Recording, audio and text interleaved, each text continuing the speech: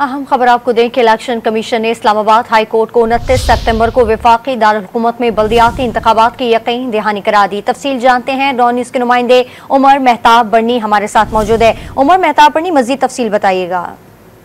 जी बिल्कुल, Islamabad high court के justice Mohsin Akhtar Kiani ने इस्लामाबाद में बल्दियाती इंतखाबात से मुतल्लिक दरख्वास्तों पर समाअत की। दौरान समाअत इलेक्शन कमीशन की जानिब से 29 सितंबर को इस्लामाबाद में बल्दियाती इंतखाबात कराने की यकीन दहानी कराई गई। इलेक्शन कमीशन ने कहा कि इलेक्शन के लिए इलेक्शन एक्ट में तरमीम को भी की भी जो है वो जरूरत है। मखसूस नशिस्तों से मुतल्लिक मामलात भी अभी क्लियर नहीं है। अगले 2 हफ्तों में नोटिफिकेशन जारी कर दिया जाएगा।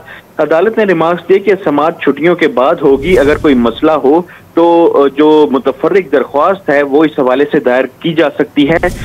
MCI की आमदन और अखराजात की मुकम्मल रिपोर्ट भी अदालत में जमा करवाई गई। अदालत ने करार दिया कि फरीकैन तफसीली पैरावाइज कमेंट्स अदालत में जमा करवाएं।